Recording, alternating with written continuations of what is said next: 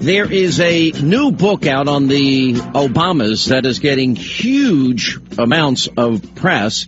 Spent a big part of the weekend going through this, and a ton of details, things, even though I follow the president every day, I myself did not know. Ed Klein is the author of the new book. It's called The Amateur, and he joins us now on our Newsmaker line. What a shocker, Ed. You wrote another controversial book. Thank you, Sean. Great being with you again. How did you get an interview with Reverend Wright? Or how did you get him on the record? That's a good question. I've traveled to Chicago many times and made, over the period of months, a lot of friends in the African-American community. And in that community, despite what the Reverend Wright has been saying over these years, he still has a good deal of respect. And my friends in the community got in touch with him and said, you ought to sit down with Ed Klein and tell your side of the story about what happened between you and Barack Obama. He is like family to me. I can no longer disown him than I can the black community, and of course, we know what happened thereafter. Right. And the amazing thing, Sean, 3.5 hours with the Reverend Wright. Was this in person? In person, face-to-face. Did you record it? Tape recorded. Wow. In his office at the, get this, Kwame Nkrumah Academy, a charter school that is named after the late Marxist dictator of the West African nation of Ghana. Well, so 3.5 hours is an awful long period of time. We could probably do just an hour on this, but I think the most telling revelation in this is that there was an attempt to buy his silence. Now, and I'm kind of involved a little bit in the history here because I was the only person to interview him, and then all interviews stopped. Right. But he did speak at the National Press Club. You addressed that in the book. But the effort to buy his silence and this private meeting that he had with Obama that was never revealed before, why don't you tell us what happened? Well, what happened is that after ABC, Brian Ross broadcast the videotapes of the Reverend Wright goddamning America and slamming whites and slamming Jews and America,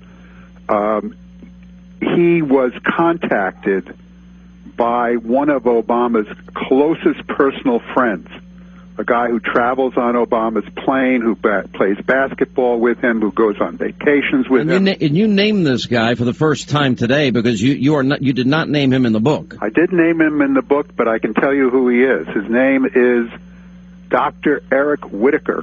Dr. Whitaker is the vice president of the University of Chicago Medical Center, and he's a member of Obama's very tight inner circle.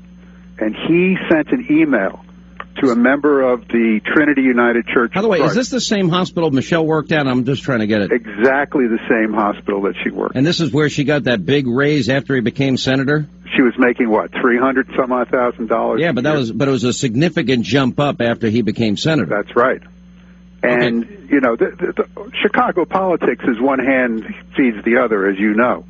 And Eric Whitaker, a very close friend of the Obamas, sent an email to a member of the church saying that the Reverend Wright could get $150,000 if he would shut up and not criticize Obama anymore. Then, after the Reverend Wright said no thank you, Obama himself paid a personal call on the Reverend Wright.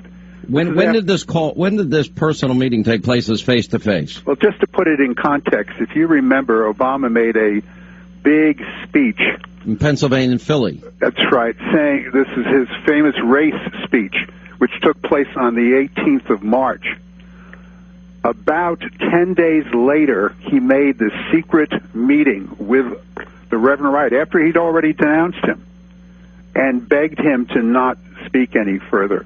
Now, we know this is true not only because the Reverend Wright told me so, but because the Secret Service logged in this meeting.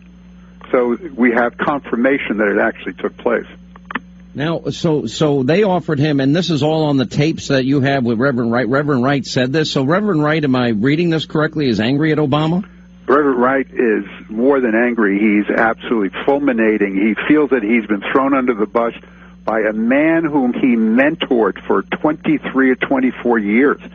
You know, all of us, complain about the fact that Obama sat in that church and listened to that hate speech for 20 years. But what we don't realize is that even before he became a member of the church, he was very close to the Reverend Wright, who was like a second father to him, and who was his spiritual advisor, his political advisor, and in fact, the Reverend Wright told me on tape that Obama came to him and said, I need some spiritual advice.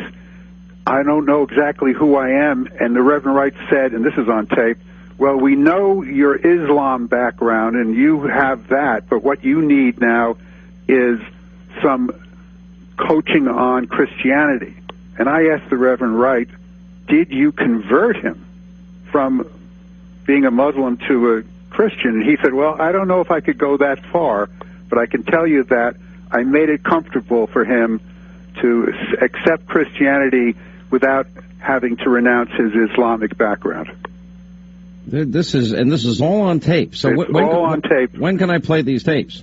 Well, I'd be happy to give them to you. I can have a copy of the whole 3.5 hours? Absolutely. I'd love a copy of that. All right, now, believe me, we're gonna